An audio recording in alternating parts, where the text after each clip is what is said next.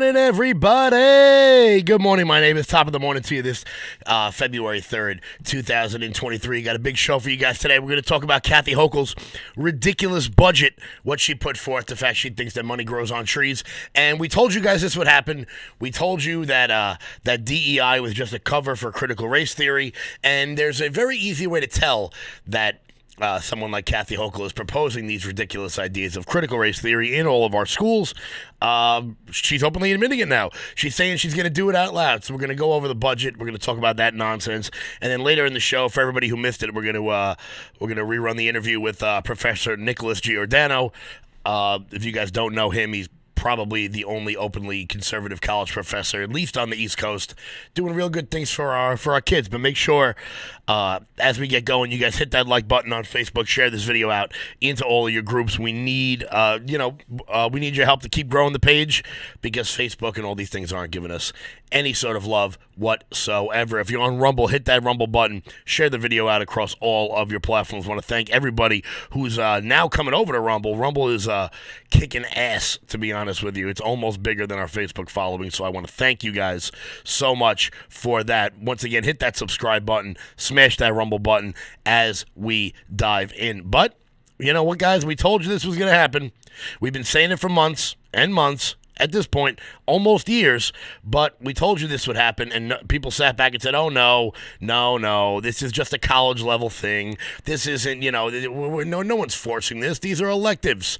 These are simply elective classes in law schools that people want to take. See, what I love what liberals will do. First, they'll tell you that a thing isn't happening. Then they'll tell you that it's happening and it's a good thing. Then they'll tell you it's happening and it's a good thing, and if you don't like it, you're a racist. And they're doing it now. They're doing it now as we see this from the New York Post. Let me get this stupid pop-up ad out of the way. SUNY schools make new racial equity class mandatory for graduations at all schools. No, what you don't say. You don't say. Oh my God, it's like the SUNY schools finally caught up to us a year and a half ago. We've been saying it this entire time. So just know that if you have a student who's planning on going to a SUNY school like I did, like many of the people who are watching this right now did, just know that you will be forced to take a DEI class or a DEISJ class. Now we're adding more letters to it, just like the alphabet people. They can't stop adding letters to their ridiculous and utterly destructive causes. This from the New York Post. The 64 campuses in the SUNY College system is turning into the woke University of New York, telling incoming freshmen at all of its colleges that they will have to pass a new diversity, equity, and inclusion and social justice themed class in order to earn a diploma, according to the state university documents. The new college racial equity courses must. This is what these classes must teach. When I tell you what these classes must teach, you're going to be sitting there thinking to yourself, well, if this is what they have to teach, then what will they optionally be teaching? They must describe the historical and contemporary societal factors that shape the development of individuals and group identity involving race, class, and gender. They must also analyze the role that complex networks of social structures and systems play in the creation of the perpetuation of dynamics of power, privilege, oppression, and opportunity.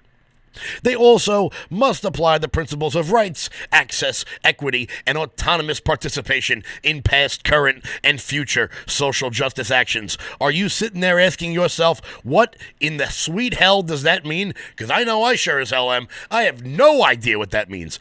Absolutely no idea what that means. But now we've got to teach it in schools. See, I went to college during the Me Too era. So I had to take a ridiculous class on, I don't know, how not to rape. Even though I'm fairly certain I was able to figure that one out all on my own. But that was one of the classes I had to take. And not for nothing. It was called His for Hers or some shit. I just ended up sleeping through the whole thing because it was utter nonsense. But, it did cost me $4,000 to take it. So, at least they got their dollar bills because that's really all they care about. I can't wait to see the professional idiots that will end up teaching this class. And I promise you, I swear on everything I have, once these classes become mandatory, at our local universities. I'm absolutely going to the colleges, sitting in on the colleges. Hell, I might live stream the entire proceedings from certain universities. I'm sure you can figure out which ones of these classes. I'm sure you'll be able to figure out which ones I go to. It'll be absolutely hilarious. And if I'm not doing it, I'll have someone else do it. Because this is utterly disgusting. It's utterly disgusting that we have to sit through this crap. That we have to pay for this. That we have to be told about hold on, let's read this again. The networks of social structures and systems play in the creation and perpetuation of dynamics of power, privilege, oppression, and opportunity. I don't even know what the hell that means. It's unbelievable. Back to the New York Post article. While the primary focus is on equity and social justice in the U.S., courses can also look at what has happened or what is happening in other countries for comparison. All right, cool. Let's look at social justice in other countries. Let's see how that goes. Why don't we pick a few countries? Why don't we pick a few countries that have great equity programs like Saudi Arabia or Iran or, I don't know, Pakistan? Why don't we look at those? Why don't we look at the equity programs in I don't know, Juarez, Mexico, or in Caracas, Venezuela, or in Havana, Cuba? Why don't we look at those? Let me know how that's going for you. Let me know how that's going for you. Because I'm sure idiots out there will sit there, oh no, we're not talking about those schools. We're not talking about those colleges. We're talking about Denmark, Norway, and Sweden. Denmark, Norway, and Sweden, where actually, spoiler alert, the job output there is actually more gender diverse than in countries that don't have it. It's unbelievable. Turns out when you force people into jobs they don't want, they don't take them. And when you give people the opportunity to do whatever jobs they want, they fall right back into the gender roles that you so hate. Back to the article. Critics say that such mandated equity training actually flies in the face of the goals of racial equality. This is nuts, Nicholas Giordano, a political science professor at SUNY Suffolk Community College, told the Post. SUNY is one of the best university systems in the country. Why are they doing this? And you're going to find out why they're doing this a little bit later on when we talk to Professor Giordano, because he's got some real insight on how he was able to break the matrix in academia and what he's doing with his students in order to be able to push them towards a useful life, push them towards doing productive things that most university systems simply are not doing. They're simply not doing it.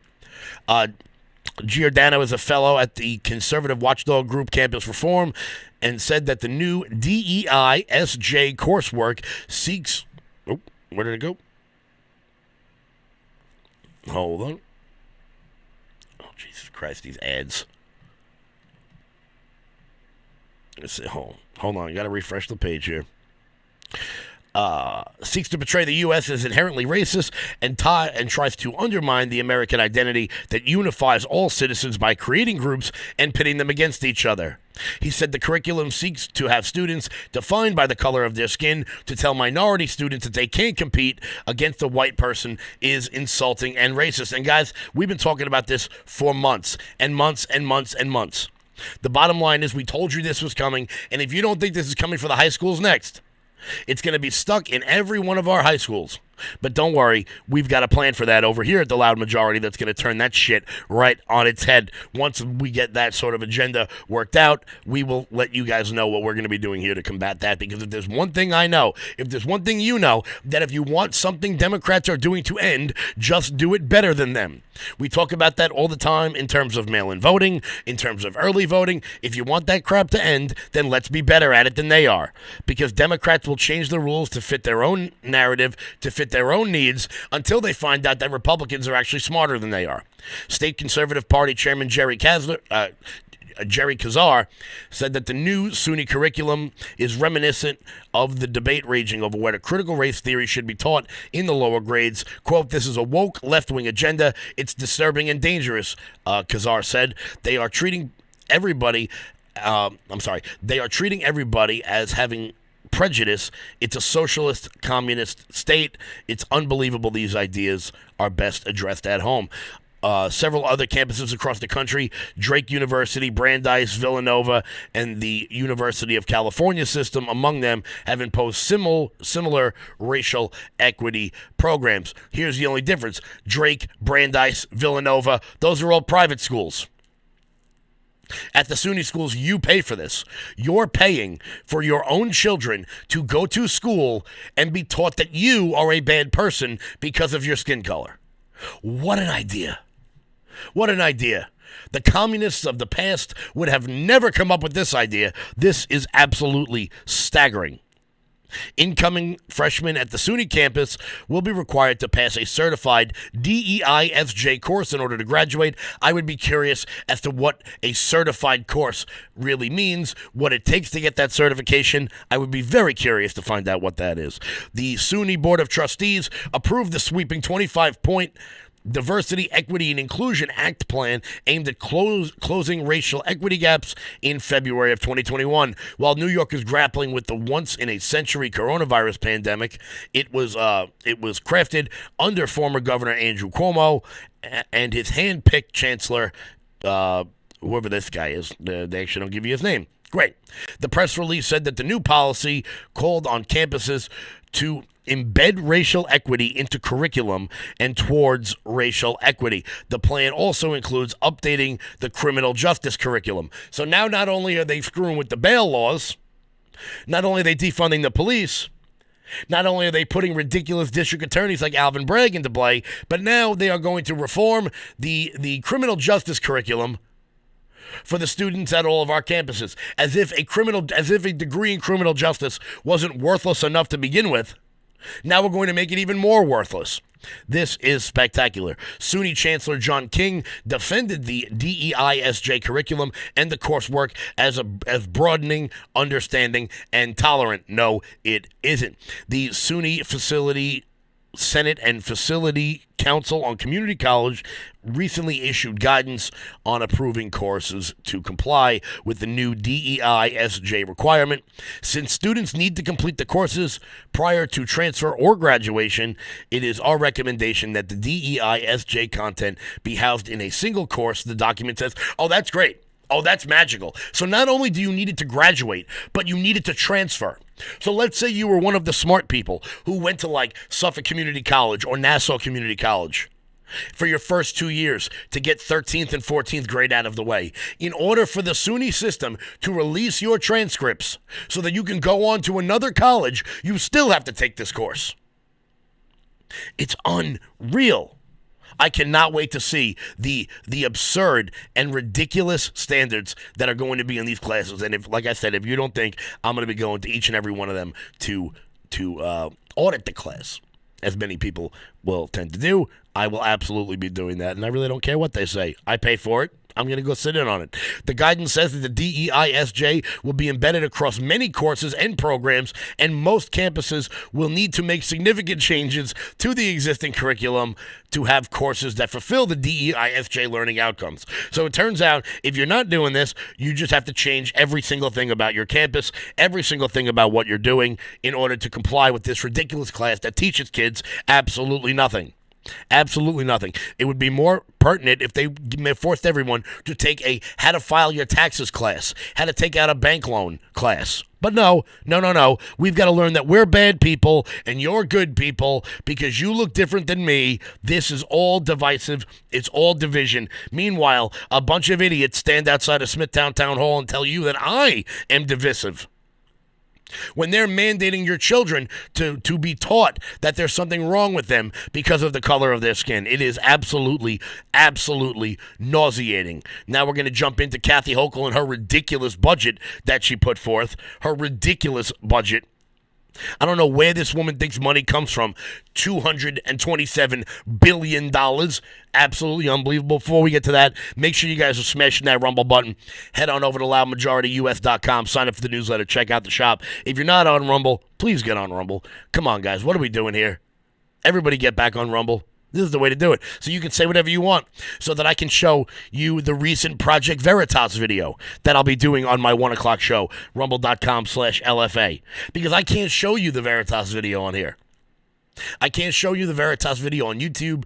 I can't show it to you on Facebook. So if you're going to watch this show, please, guys, get on over, make that Rumble account. It's free. Rumble.com/LoudMajorityUS to watch this show, to watch your hyper-local show.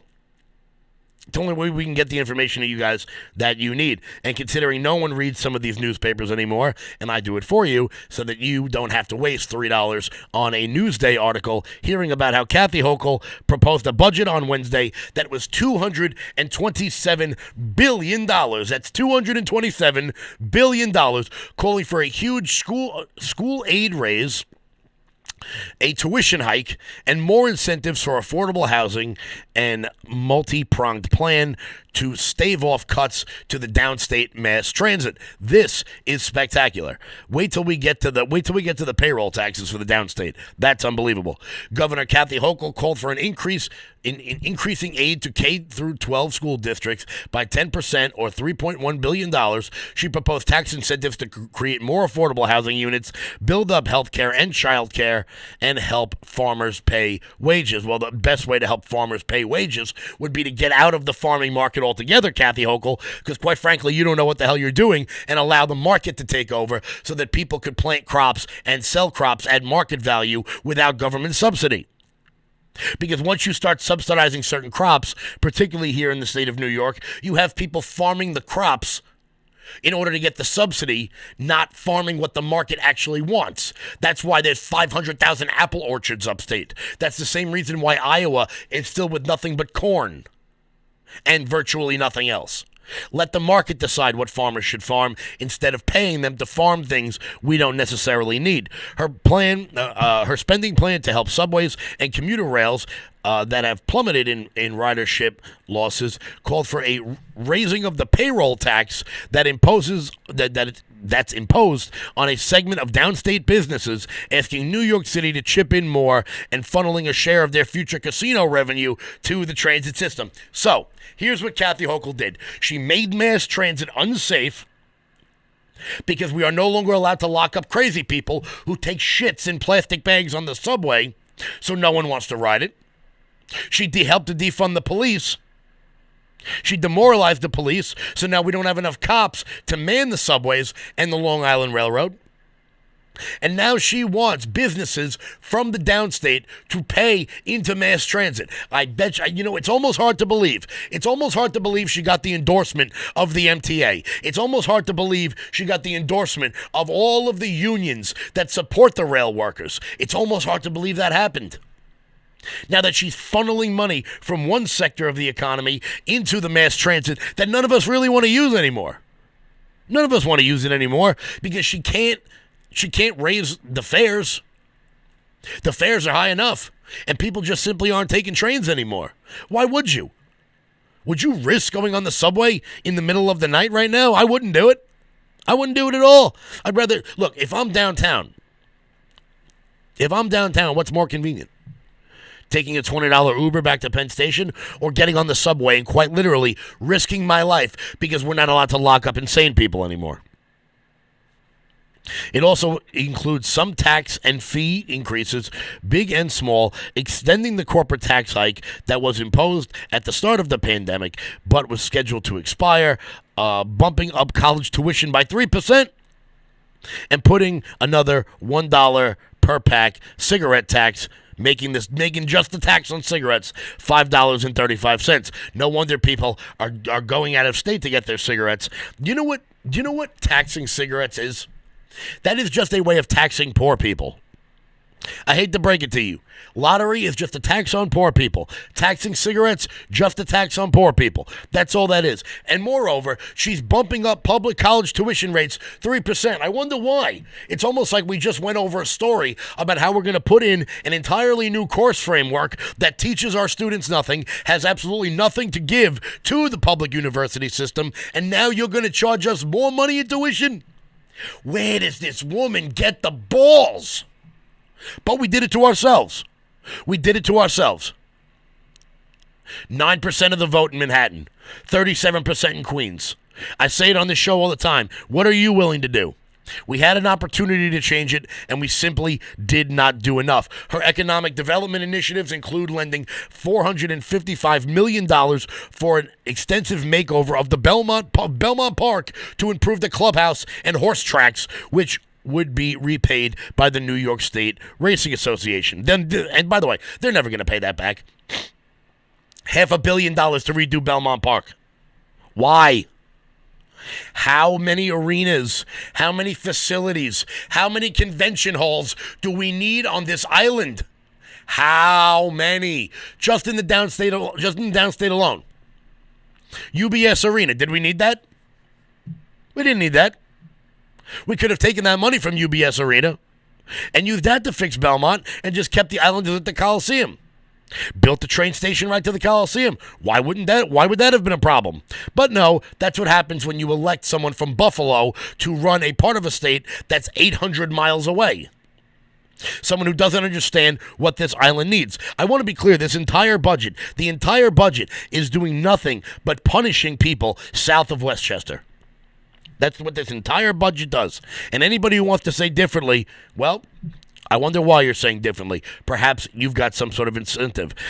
Mixing policies and spending initiatives, Hochul also called for giving judges more discretion in setting bail, thank God, increasing charter schools in New York City, and trying to increase New York's minimum wage to an inflation index to provide steady increases. Wow, what a job killer that would be. These people are dumb. If you tie the minimum wage to inflation, then every time there's an idiot in D.C., it's going to force small businesses, bodega owners, the little guy, restaurants, to raise the minimum wage of all of their workers, causing them to raise prices, making inflation even worse. These people are idiots. They cause a problem, then they propose a solution that only makes the problem worse. In order to give themselves more power, they've been doing it for years. But she will be pressed by the state legislature to go beyond, as they are to negotiate towards April 1st, the start of the state's fiscal year. And she will face resistance from more liberal Democrats on issues such as bail reform, adding to the tension. A Democratic-led Senate committee recently dealt Hochul a significant political blow by rejecting her nominee for chief judge. Hochul noted that the state is in a much stronger position than it was 12 months ago. No shit. Of course it's in a better position. You reopened the country.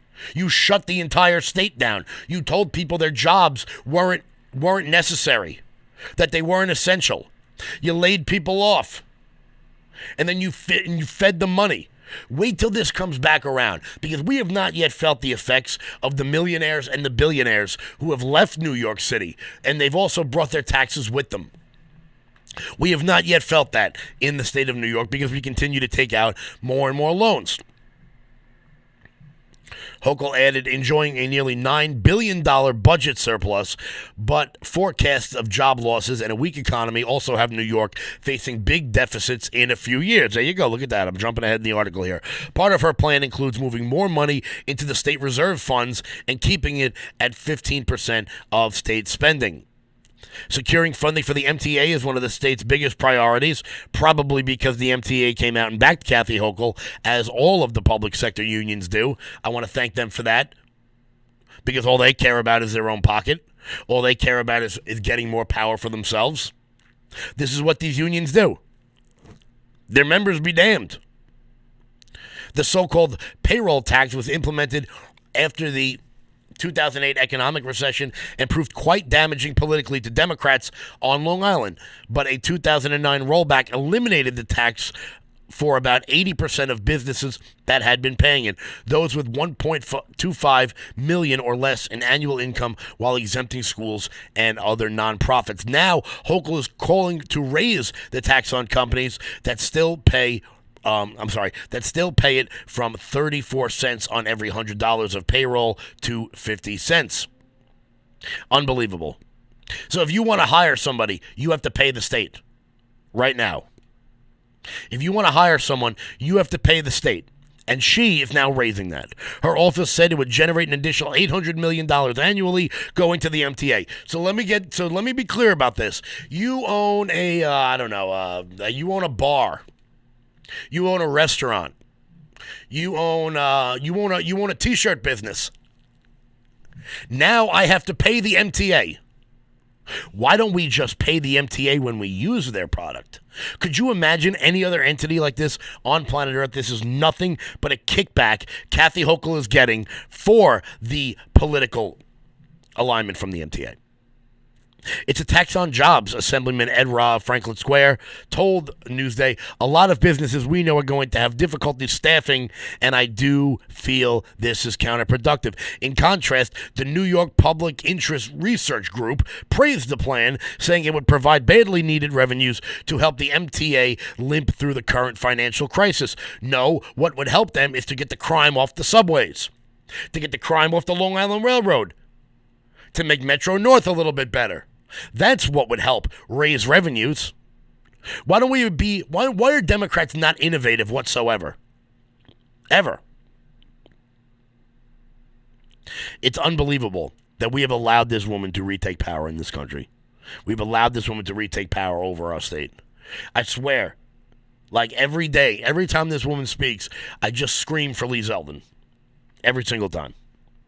But no, not enough Democrats saw it, not enough independents gave a shit, and not enough Republicans got over the fact that their guy didn't win the primary. That's exactly what happened in that race. Guys, in a couple minutes, we're going to bring on Nicholas Giordano. You just heard me quote him in the DEI program. He's going to be talking about what's going on in colleges. But before we get to that, guys, make sure you head on over to loudmajorityus.com. Sign up for our newsletter. Check out the shop. I want to thank everybody for tuning in. Make sure you guys make those Rumble accounts. That's rumble.com/loudmajorityus. Also, be sure to follow rumble.com/LFATV for the national show with all of our great hosts over there. I want to thank everybody for tuning in, and we'll be back in 1 minute with Nicholas Giordano.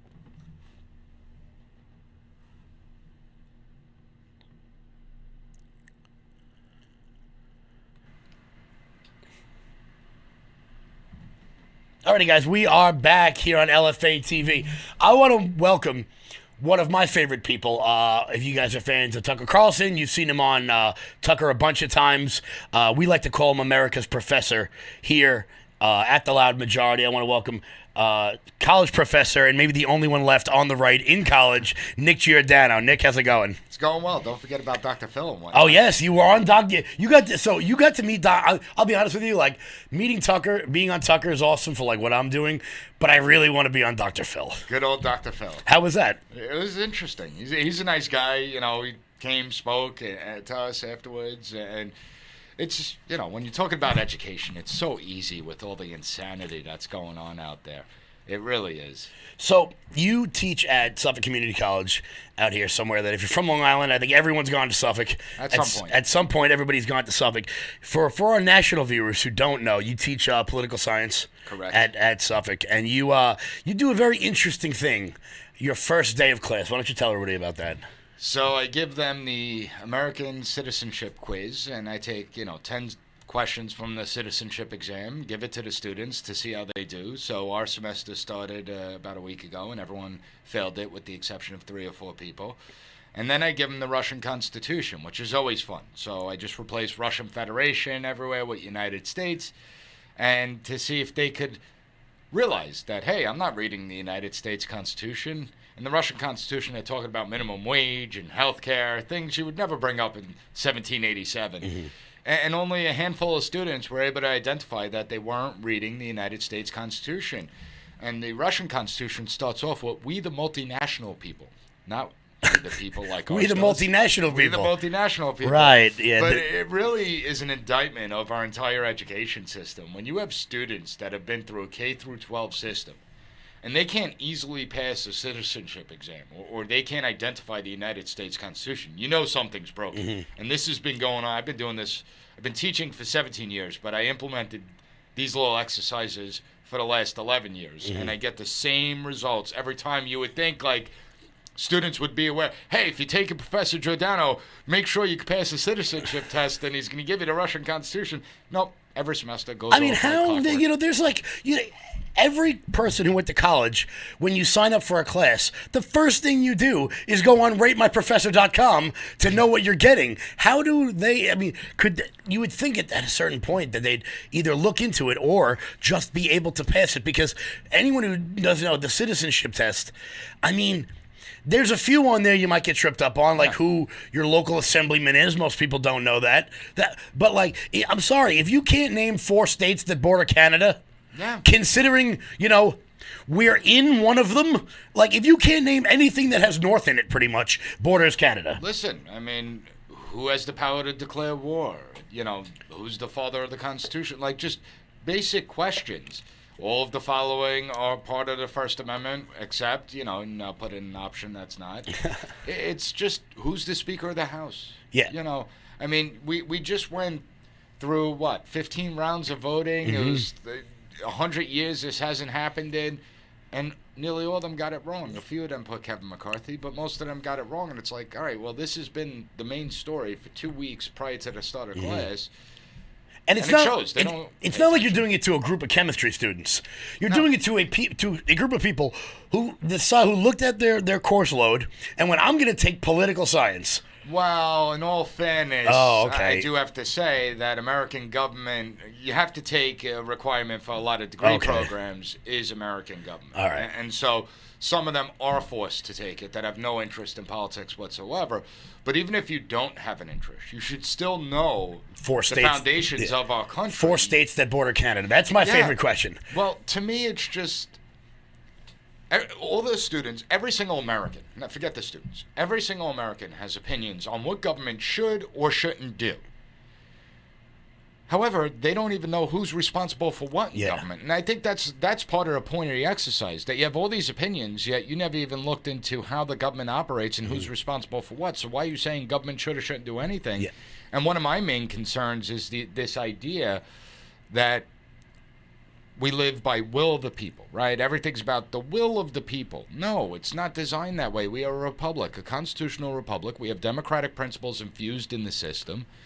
But the students simply believe that whatever the people feel, and then I bring up, well, the people supported slavery, so should we say the will of the people should have prevailed then? And that's what they're like, I say that all the time, that when people, particularly when we talk about Roe versus Wade, it's been law for 50 years, so let's keep it. And I think to myself, really, for 17 years in this country, it was legal to sterilize the mentally ill. Oklahoma versus Skinner. There was that little issue on slavery that, kind of tore the country apart for a while. Just a little bit. 800,000 dead on both sides.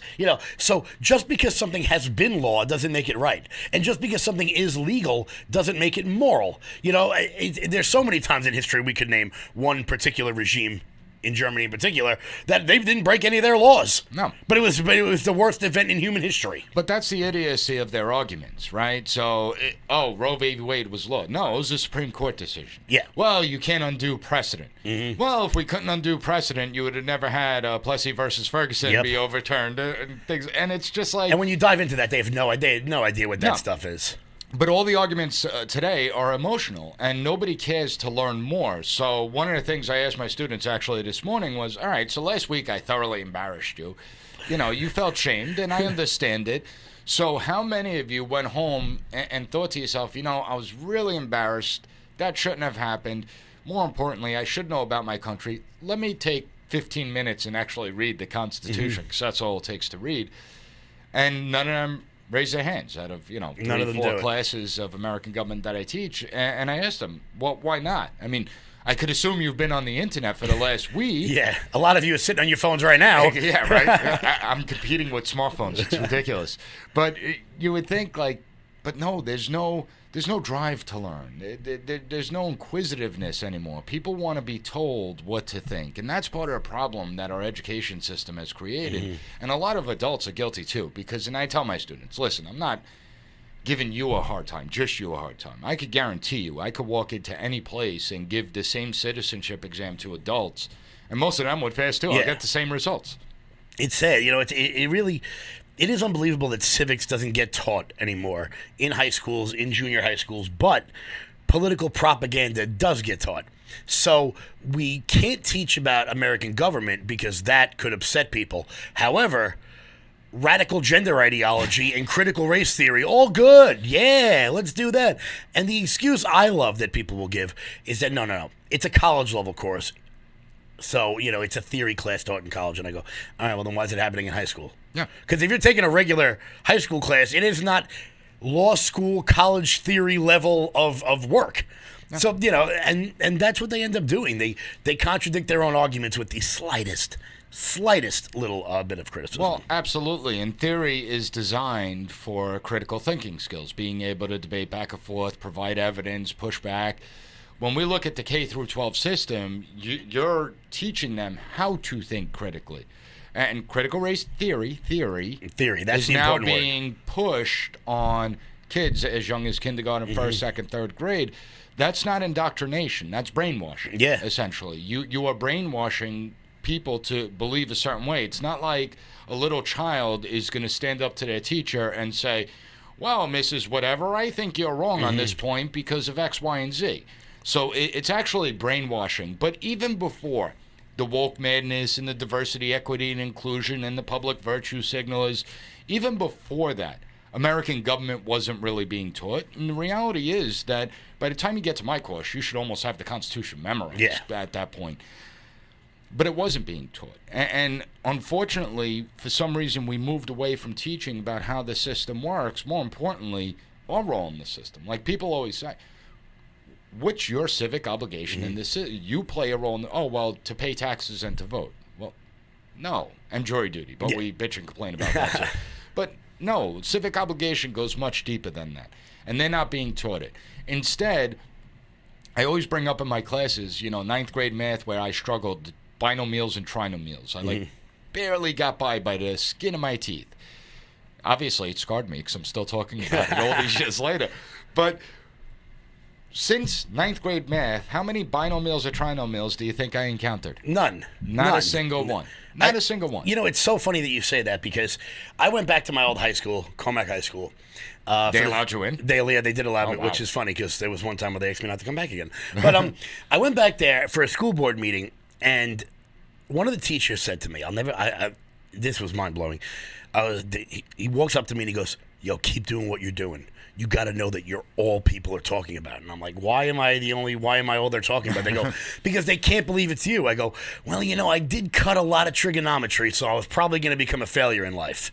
And that's the problem, is that we teach things to students that they will never, ever end up using. Everyone's going to vote. Everybody's going to do their own taxes. Everybody's going to, handle a checking account.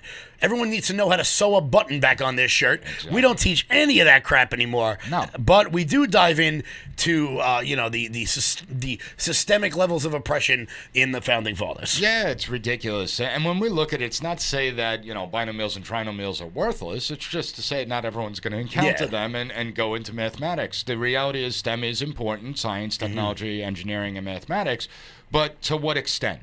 When government impacts every single aspect of our life, so we should kind of know about it. It's kind of important. If we're going to look at mathematics, well, why not teach 9th and 10th graders saving, investing, compound interest? Like, won't that get them a lot further in life than a binomial and trinomial? Again, it's not to say that you do away with the mathematics. It's to say that you identify who's good in the math subjects that may go into technology and engineering. And I would much prefer a saving, investing, and compound interest course being mandatory for everyone. Woodshop used to be mandatory in 7th grade. I had to take it. The basics of carpentry. Now, I'm not good. No, But guess what? Everyone should know how to sheetrock a wall. I could do some basics, right? Yeah. So I could do some basics when it comes to carpentry, plumbing, electrician. I could change a light fixture. That's always useful in life. Yeah. It's not like that skill ever goes away. I had to take home economics where I learned to sew. I don't sew well. I'm not a seamstress. But I could at least handle my own. I could cook my own meals. And the importance of those subject areas is creating individuals that are self-sufficient, that can take care of themselves, because we rely on the individual not the collective. But now they're pushing the collective. Absolutely. I've said it for the longest time. They should give a high school class called Life, where you learn how to sew a button, cook, boil an egg, make pasta, change a tire. Absolutely. Everybody's got to know how to change a tire. Well, not really, because all the new cars, apparently, they don't have spare tires in them anymore, which is completely ridiculous. Really? They got this stupid air compression system that will shoot some stuff into it. So if you got like a pinhole, you're good. You're good. You got a blowout, You're done. it ain't working. That's unbelievable. I mean, look, and as you can see from outside, I'm still driving the car that was made the year I graduated high school. Well, so believe me, if you don't know I'm coming, just listen. You can hear me coming from miles away. That's what she said. Just think about it. The auto manufacturers realized, imagine cutting the spare tire and the jack out of every single car they're producing, how much money that saves. That's like when Doritos took 3 chips out of every bag. Oh, yeah. Shrinkflation. And nobody notices until they get the flat tire. Everyone just assumes that they have a... So if you're buying a new car, make sure that you demand that they put a spare in your trunk. Important advice, words of wisdom by Professor Giordano. That better not be like an add-on, like tinted windows or XM radio. It costs like $250 too. They charge a fortune for it, so you got to demand it. Just walk out of the place if they say no. I would snap. I mean, what do you mean it doesn't come with a tire? Like, so what do I do if I pull out of here? Like, what? How? Yeah, we have entered. You call AAA or a tow truck and spend a fortune of money. We have entered crazy land. Well, one thing I want to let everybody know about is your podcast, the PAS Report. And I've said this to you for months. You book the biggest guests on planet Earth on your PAS Report. Why don't you tell some people about the show you've got going over there? Well, obviously, being a political science professor, politics is my passion. That's why I started the PAS Report. And at first, it was like just a hobby, and then people actually listened, and it kept growing and growing and growing. And so I talk about the political issues that are impacting everyday Americans, and I speak from the point of view of someone that has common sense, not necessarily an academic that lives in the world of theory. I have both aspects to me. So I do talk a lot about the subjects that affect ordinary people, and I do bring on great guests. I mean, I've had on John Solomon, he's my most recent guest, Miranda Devine, Tucker Carlson, Victor Davis Hanson, Gordon Chang, you name it. And I've had some great guests coming on. I had Kevin Smith. You had me. Well, I think Tucker and Miranda might go over me and Sean. But it's they go over me. But it's so, and I'm sure a lot of people are wondering. They're like, okay, obviously you are center right. How did you break through the matrix? How did you get into academia? I mean, look, I went to Stony Brook University. My most right-wing professor was Bernie Sanders' cousin. Like, that was the most right-wing, and he was a nice guy. He was just wrong about everything. How did you get through that matrix? Because I always have a smile on my face. So when I'm bringing up and talking about conservative ideals, I do it with a smile, and that's why they like me. No, I have courage. I stand up for what I believe in, and I'm not going to back down. I mean, first of all, I teach at a community college level, which is the professors at a community college level are much more open-minded because they're not in that groupthink bubble of a university center where everyone comes from the same background, middle to upper middle class, and where all the professors were simply academics, got their undergrad degrees, their grad degrees, PhDs, and then they taught.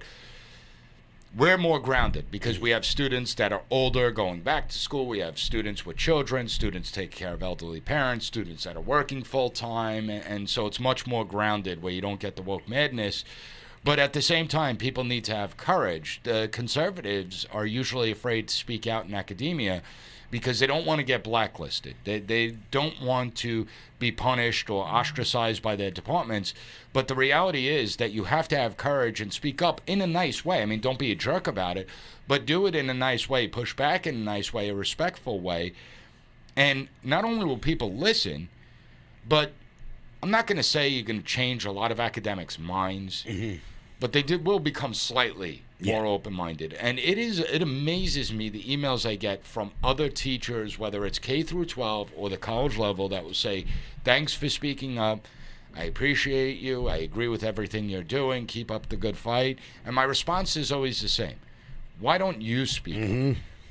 if we all spoke up, there are far more conservatives in academia than people realize. And if we all spoke up, maybe some of this madness wouldn't be happening. I say it all the time on this show that the importance of shows like this one on LFA TV, the importance of the loud majority is to give people the courage to speak up. Recently, you may have seen there was a story about a certain someone on News 12 and a bunch of crazy. I recall that. I think and I say it all the time. Everyone was like, "Are you going to comment? Are you going to?" I'm like, "No, I'm going to push back because I am not going to allow someone to basically defame me on television and not go back. It's not for me. It's so that these people know that there is accountability." When I put News 12's phone number up here and calmly suggested that if anyone maybe wanted to give them a call, if they had the time, I'm not telling you to, but if you want to, ask News 12 why you would ever defame me on television and put my half of my quote up, just so you know, the phone number is currently on the screen. In case anybody wants to call, 516-393-1394. If anybody wants to call that number and ask them why they're going to defame me on TV, because they're going to get called out on it. For too long, media, academia has been able to fester in their own bubbles. People talk about it all the time, that the radical students of the 1960s became the professors of today. Well, they became the biggest conformists, the ones that fought against conformity and fight the system, fight the man. Well, they become the biggest conformists and the authoritarians. And when I talk to students, I tell them, it's not my role to make them believe what I believe about political issues. It's my role to teach them how government works. And I tell them it's no professor's role. The thing is that people should be allowed to speak freely. I don't care if it's a progressive point of view, conservative, it doesn't matter to me. They should be allowed to speak freely. We could debate the issues. More importantly, you have to have courage and speak up.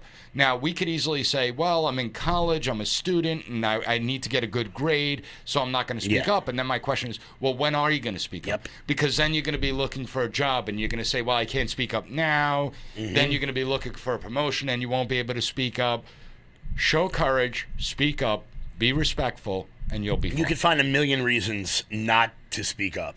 All you need is one reason to. I say it all the time. So there's like you're saying, there's two schools of thought on this.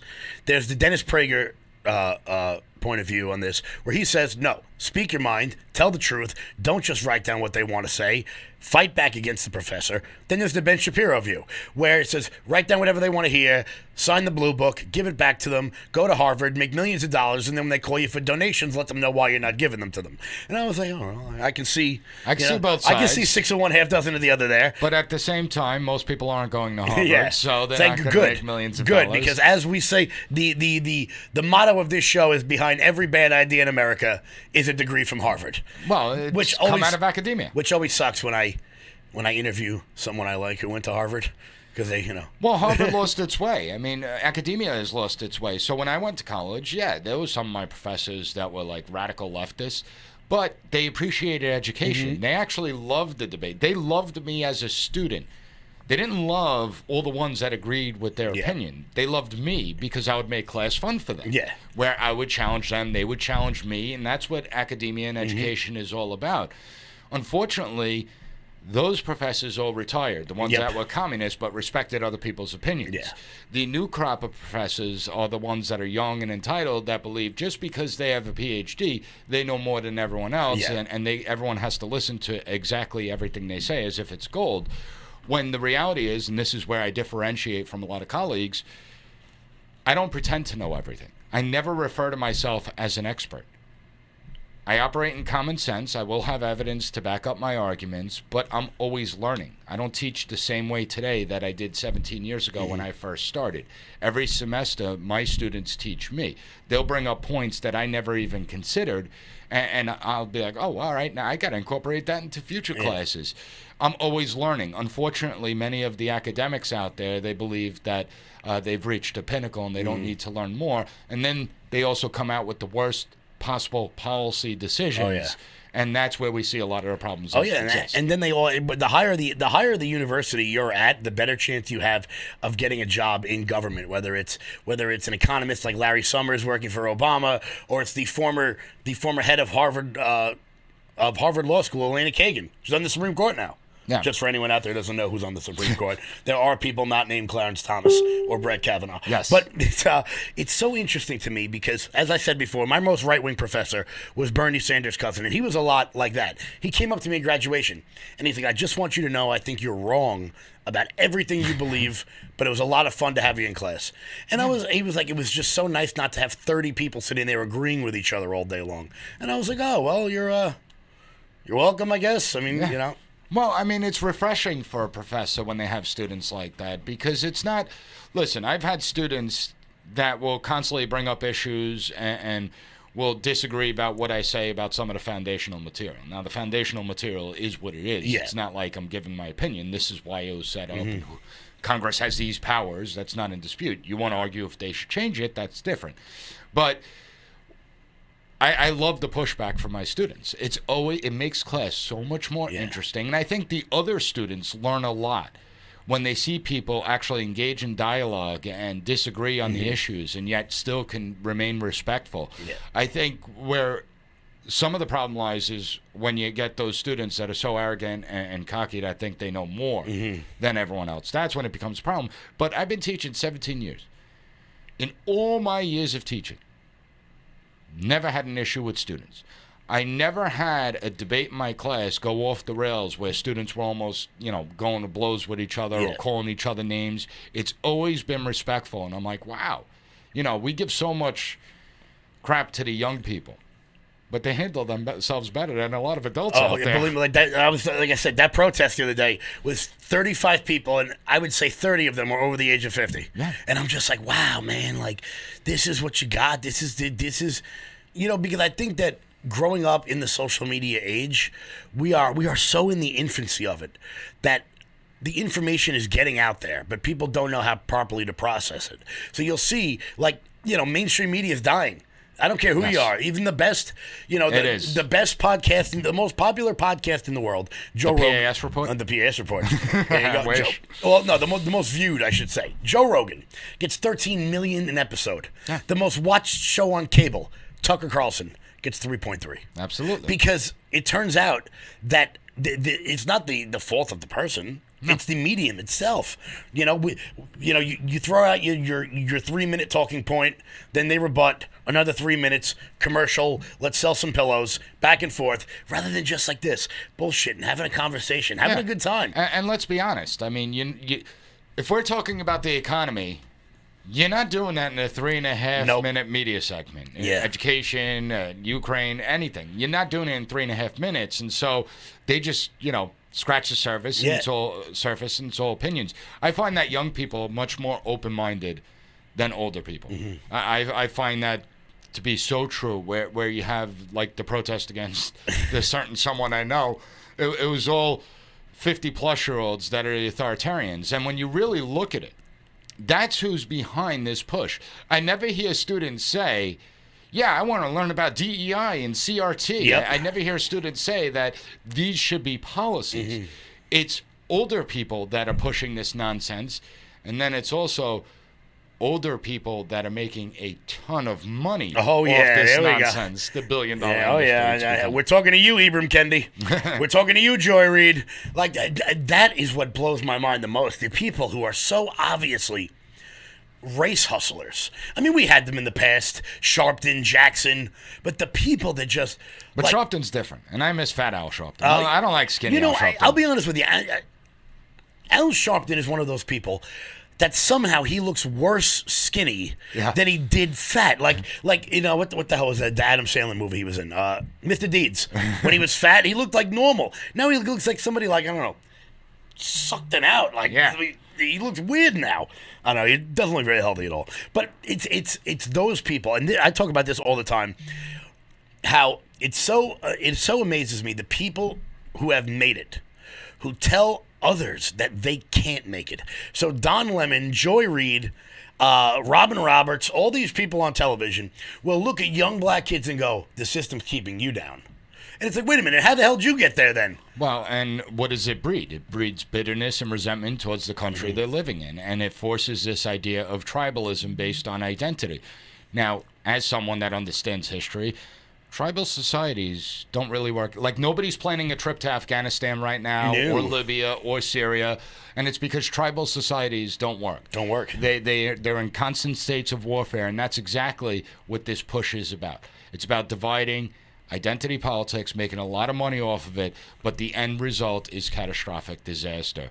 And especially when it comes to a point where the students don't even know about the government, then they start to believe this nonsense. And that's the scariest part of all, is when they do start to buy into it, even though all the evidence is the opposite. All the evidence shows America is still the land of opportunity.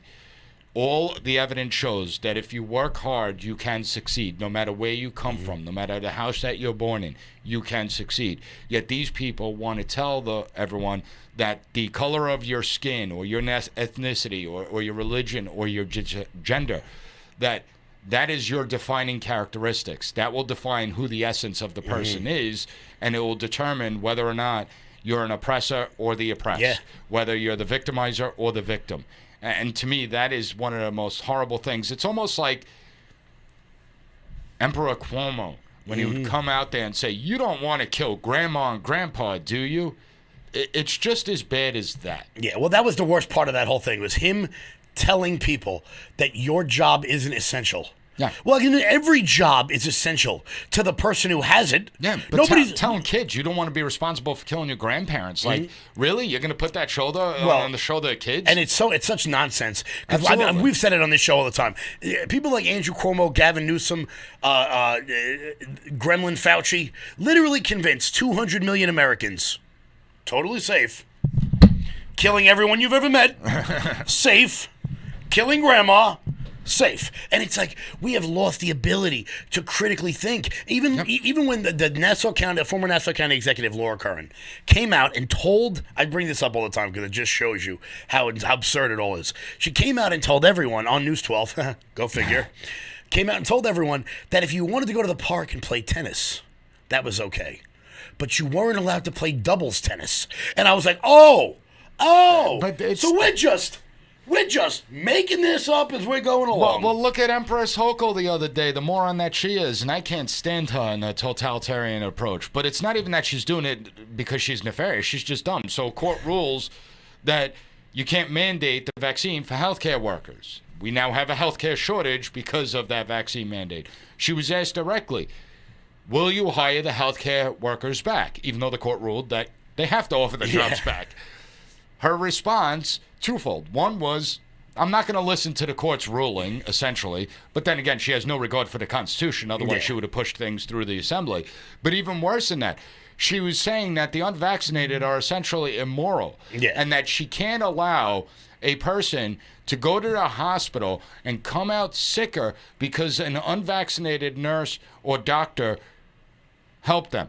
And I'm just sitting there like, okay, whether you agree with the vaccine mandate or not, whatever, one thing we know for sure is that the vaccinated can give COVID just as much as the unvaccinated, carries the same viral loads, does nothing to stop the transmission of coronavirus. So what this idiot is really saying is it's okay if a doctor that's vaccinated has coronavirus and gives it to the patient, not okay for the unvaccinated doctor that has coronavirus gives it to the patient. Which really leaves such idiocy. Which really leaves the question is that, is she malevolent?